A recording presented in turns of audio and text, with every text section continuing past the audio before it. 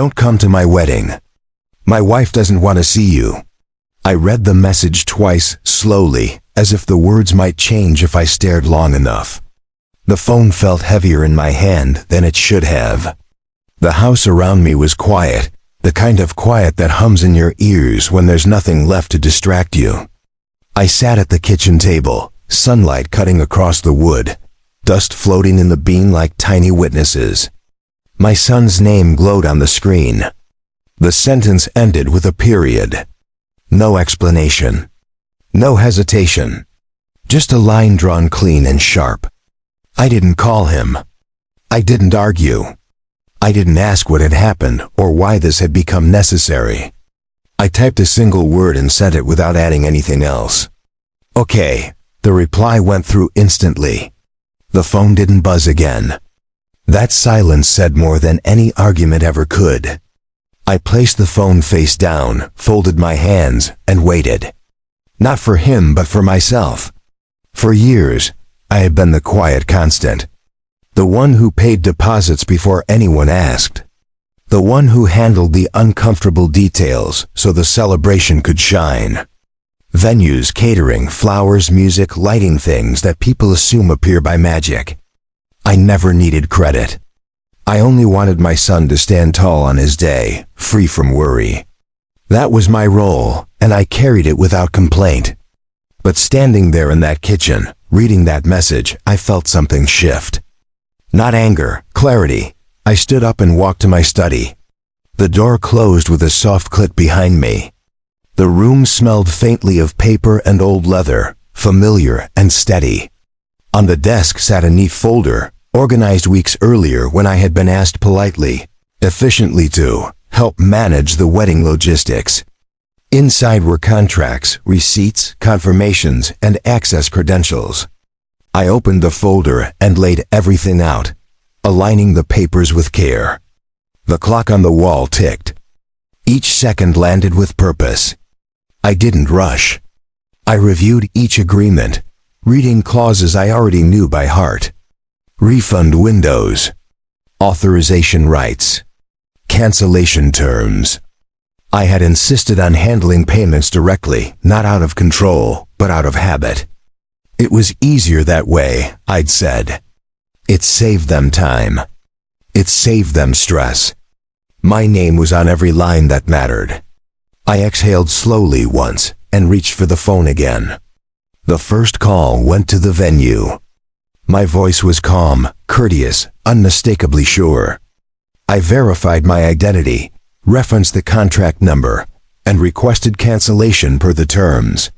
The person on the other end hesitated, then complied. Confirmation arrived by email before I ended the call. I didn't smile.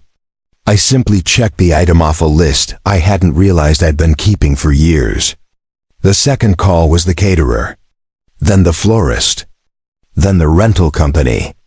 Each conversation followed the same rhythm: polite surprise, a brief pause, and then acceptance. I thanked them sincerely. This wasn't about punishment. It was about alignment. If I wasn't welcome, my support wouldn't pretend to be either. One by one, confirmations stacked in my inbox like falling dominoes. Outside, a car passed. Somewhere down the street, a lawnmower started and stopped. Life went on. I remained seated, methodical, unshaken. I thought about the wedding hall they had chosen, how it would look without linens, without lights, without music echoing off the walls. I imagined the silence where laughter was supposed to live.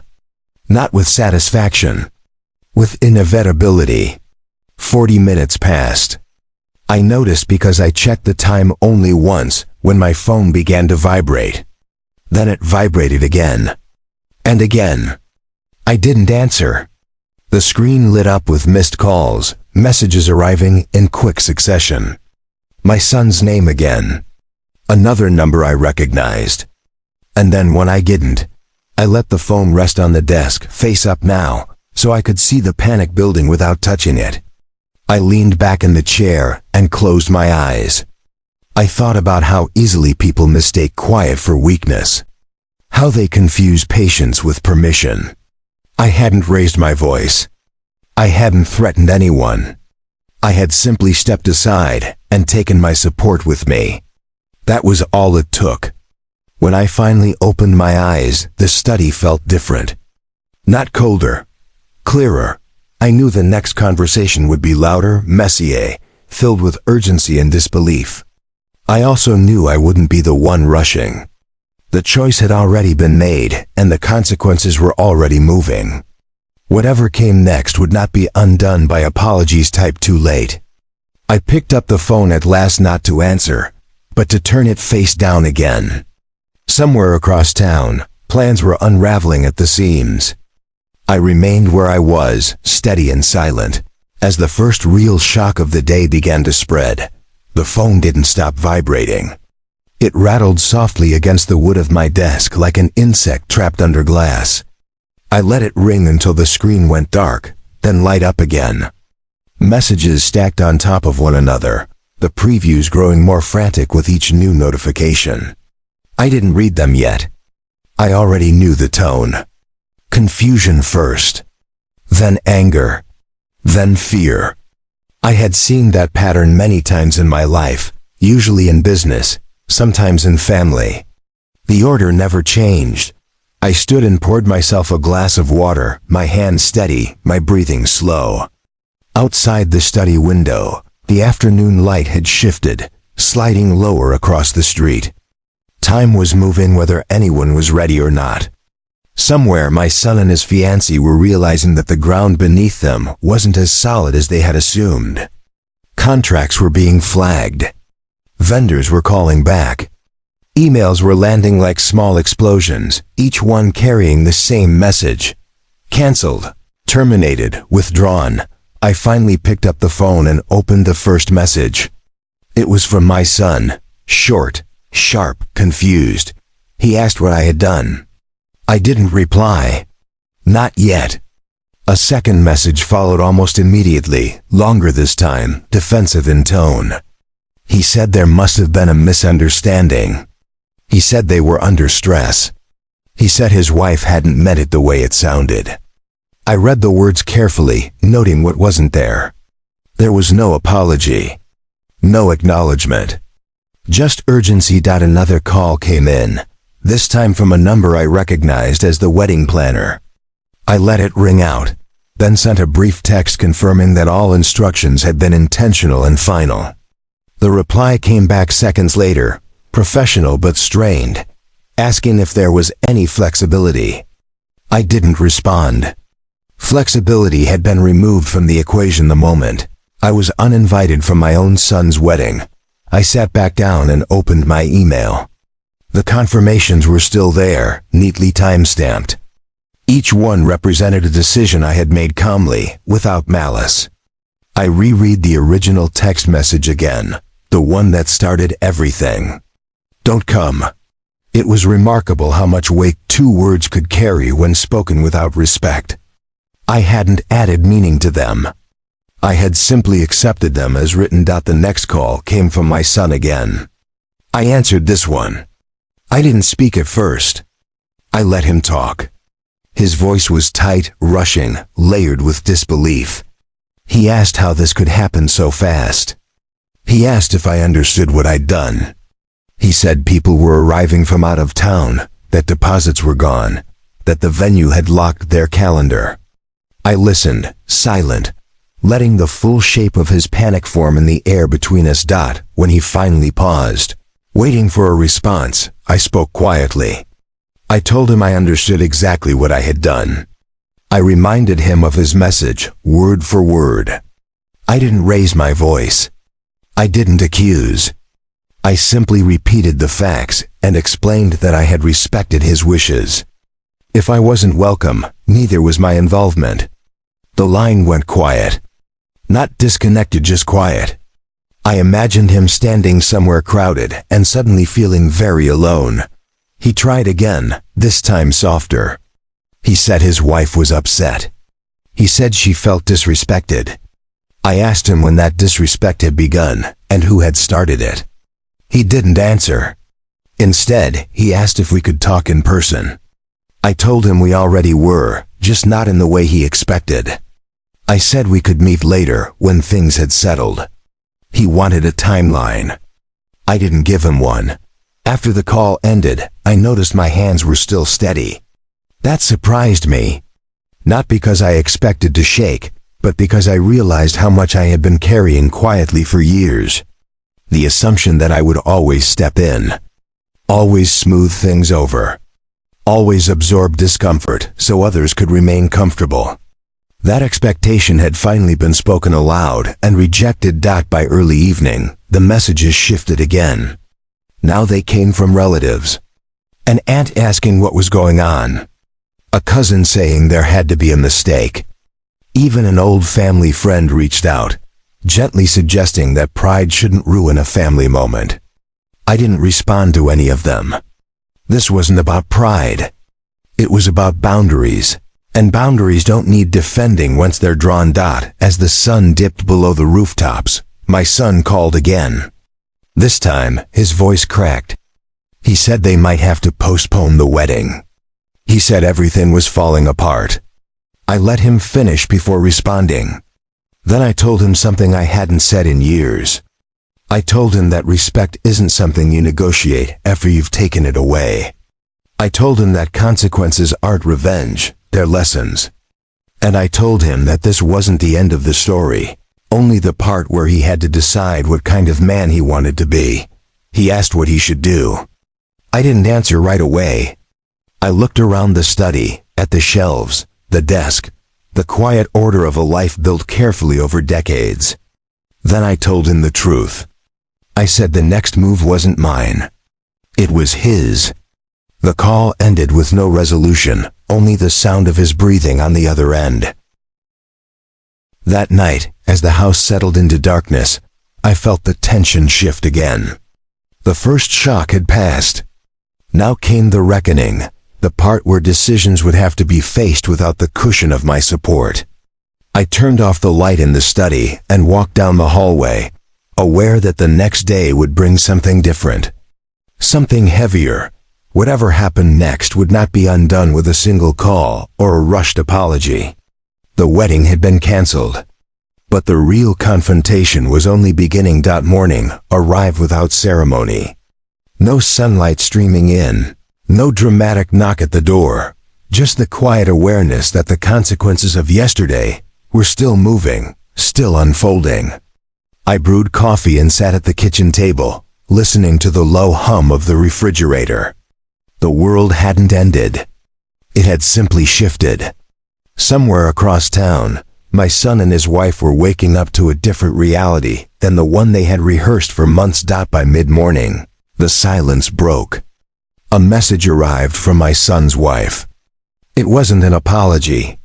It was a demand disguised as explanation. She wrote that emotions had been high, that boundaries had been crossed on both sides, that canceling the wedding payments was extreme. She said I had embarrassed them. I read it twice, noting again what wasn't there. No acknowledgement of her words. No recognition of the message that had cut me out entirely. Just the expectation that power could be reclaimed by reframing the narrative. I didn't reply. Instead, I forwarded the message to a folder I kept for important documents, contracts, receipts, written confirmations. Over the years, I had learned the value of records. Memories can be rewritten. Paper rarely lies. An hour later, my son showed up at the house unannounced. I watched him through the window before opening the door. He looked smaller somehow, shoulders tense, jaw tight. Not angry this time, cornered. When I let him in, he stood in the entry like a guest unsure of his welcome. I gestured for him to sit. He didn't. He began talking immediately, words tumbling out in a rush. He said they were being judged. That people were asking questions. That his wife's parents were furious. He said the venue owner wanted an explanation in writing. He said he needed my help to fix it. I let him speak until his voice finally trailed off, until he looked at me and realized I hadn't interrupted once. I asked him a simple question. Had he reread the message he sent me? He hesitated, then said yes. I asked him how he would feel receiving it. He shrugged, then admitted it sounded harsh. I asked him if he had defended me when his wife suggested sending it. He looked down. That was answer enough. He tried another approach. He said family should forgive. I agreed.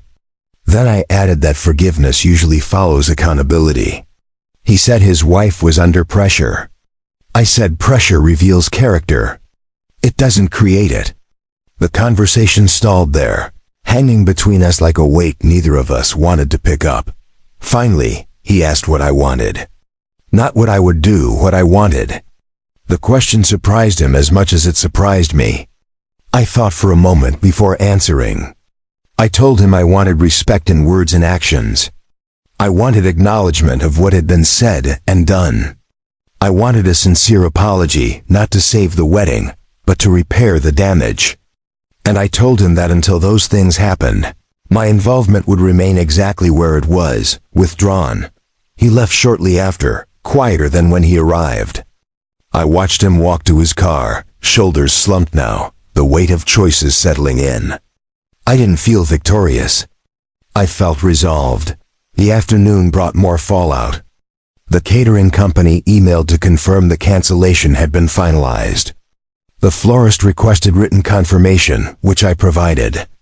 Each message felt like closing a door, not in anger, but with intention. These were not impulsive decisions. They were responses that by evening, a new message arrived from my son's wife's mother. Polite, measured. She asked if we could talk. I agreed. The call came minutes later. She spoke carefully, choosing her words like stepping stones. She said she was disappointed in how things had escalated. She said her daughter was devastated. She said weddings brought out the worst in people.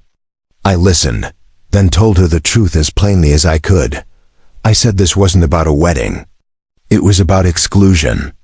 About being dismissed. About being told I wasn't welcome and choosing to accept that boundary fully. I explained that my actions were not meant to punish, but to reflect the reality I had been given. When I finished, there was a long pause. Then she said she understood more than she expected to. That night, I received one final message. It was from my son's wife. Shorter this time. Less defensive. She said she was angry, scared, and overwhelmed. She said she shouldn't have let things go that far. She stopped short of an apology, but the shift was there. I didn't reply immediately. Some silences are necessary. I slept better than I had in weeks. Not because the problem was solved, but because it was finally being addressed honestly. In the quiet of the night, I realized something important. For the first time, I wasn't negotiating my dignity for the sake of peace. The next day would decide everything. Whether this family would rebuild on stronger ground or fracture further under the weight of unspoken truths. Either way, the path forward was no longer mine alone to carry. The morning of the wedding arrived gray and unsettled, the kind of sky that couldn't decide whether to break open or hold everything in.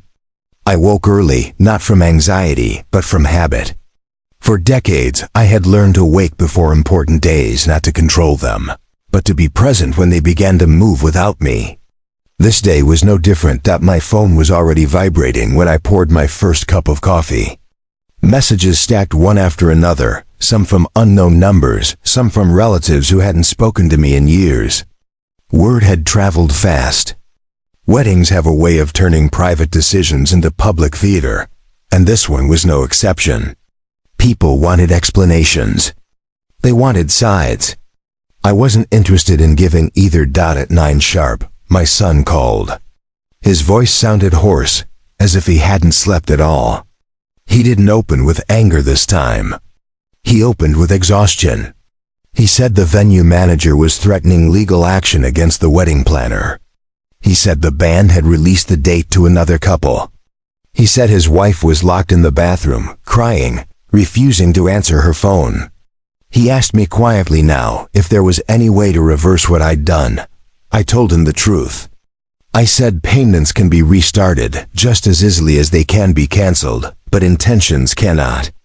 I reminded him that I hadn't canceled the wedding, only my participation in it. The difference mattered. If they wanted my support again, it would have to be rebuilt, not demanded. He was silent for a long moment, then asked what rebuilding looked like. I told him it began with responsibility. Not explanations. Not pressure, responsibility.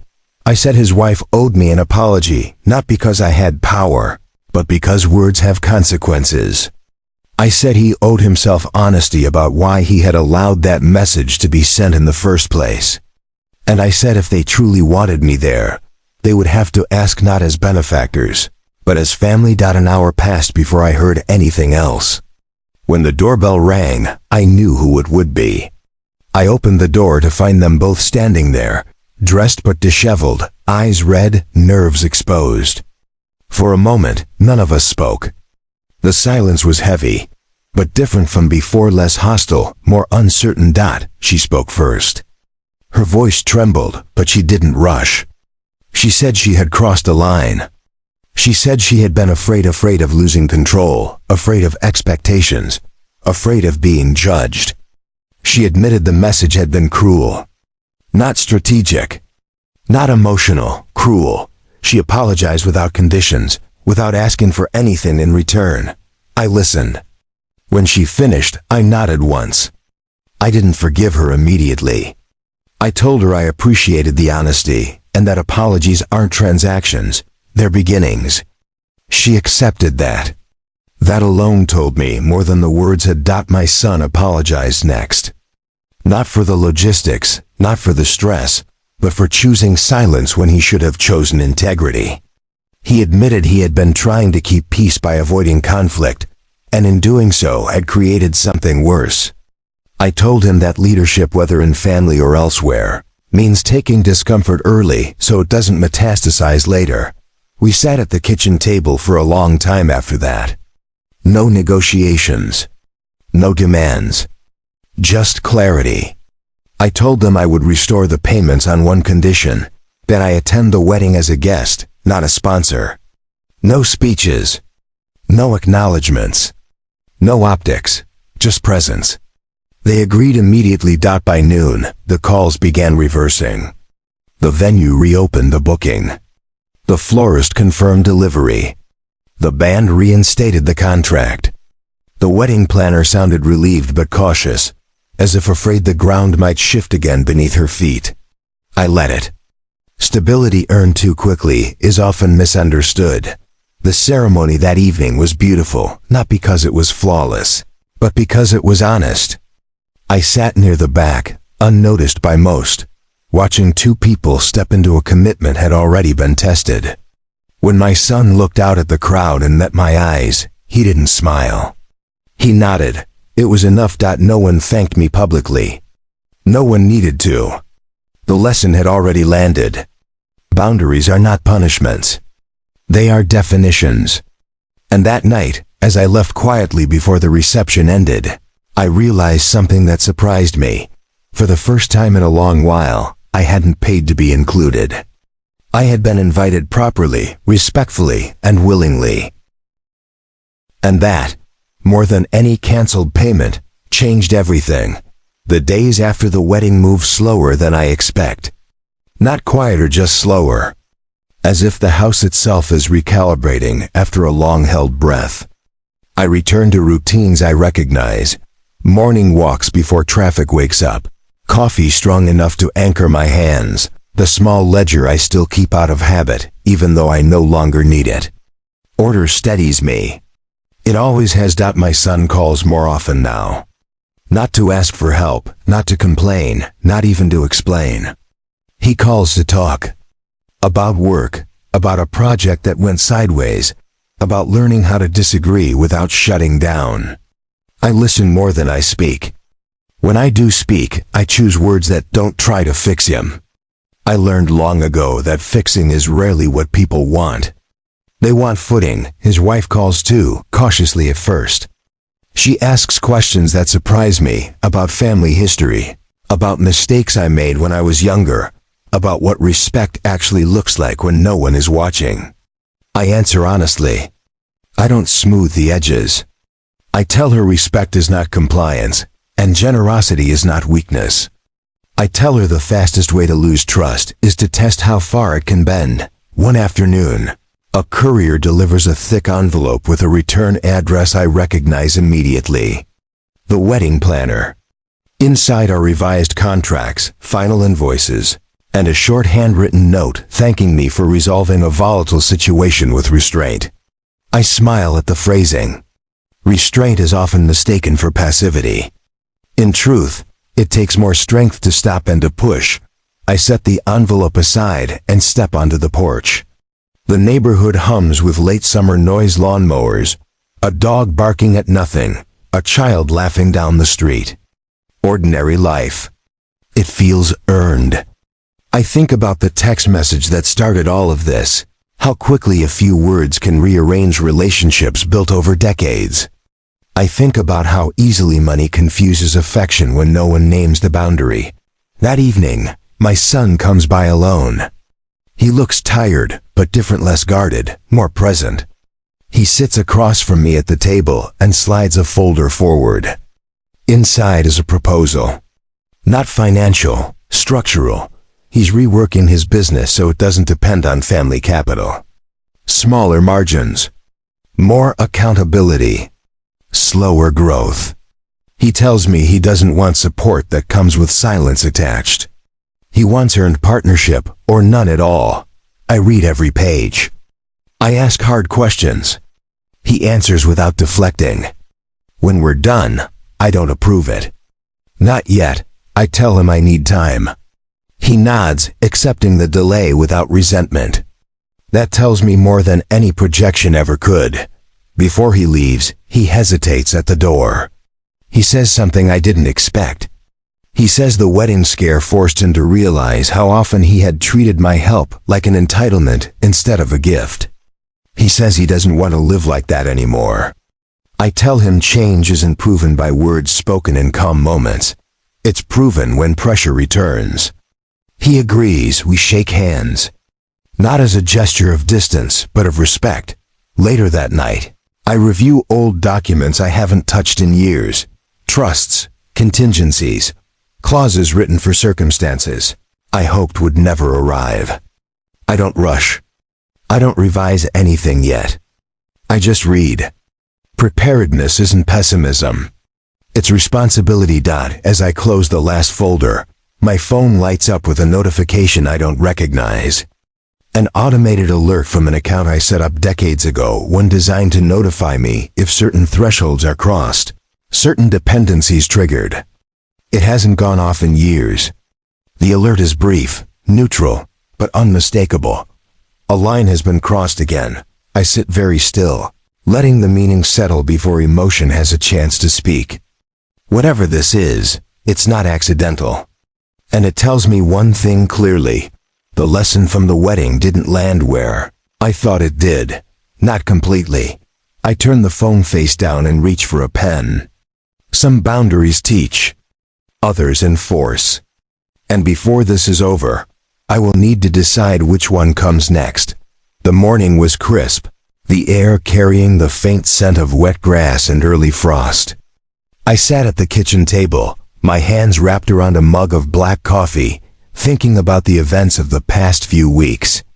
Each day had unraveled a little more of the illusion I had been living under, an illusion where family meant unquestioned loyalty, where my support was taken for granted, where silence was mistaken for weakness. The wedding had been a turning point, but the truth is, turning points are never singular. They come in waves, and I was still riding this one. By mid-morning, my son arrived at the house.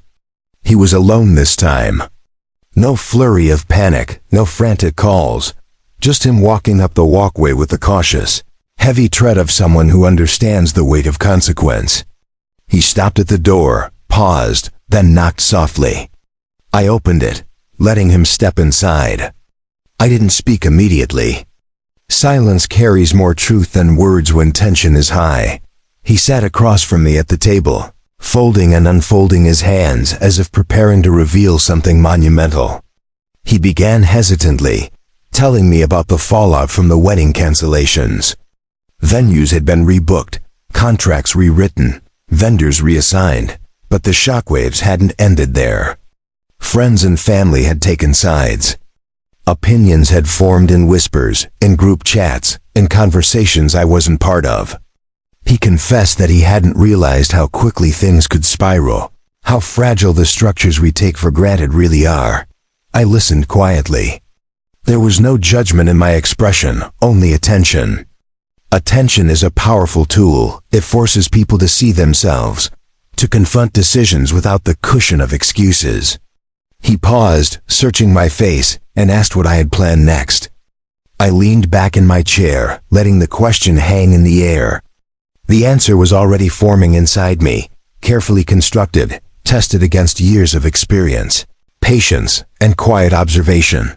I explained that my role was never to manage the chaos for them. My role had been to provide guidance, support, and, when necessary, boundaries. The cancellations had been an inevitable lesson, one that couldn't have been taught with words alone. The next step, I said slowly, is accountability. Not just for your actions, but for understanding the consequences of ignoring the people who have carried you to this point. He nodded, absorbing each word.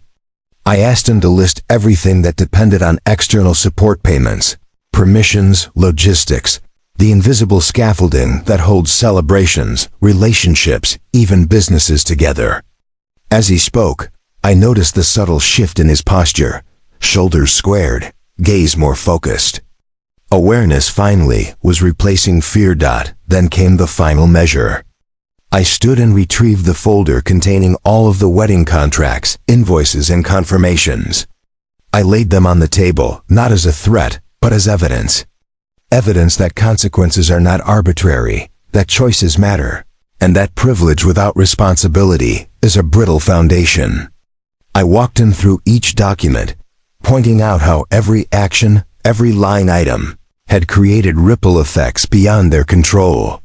His face reflected both understanding and disbelief, a mixture I recognized from my own youth, when the gravity of mistakes is understood only after the fact. We spent hours at that table. Hours of meticulous review, conversation, and reflection. He asked questions, not to manipulate or evade, but to genuinely comprehend. He began mapping out steps to repair relationships, to restore trust, and to rebuild with transparency. Each plan was examined critically. I offered advice when requested, but I never imposed.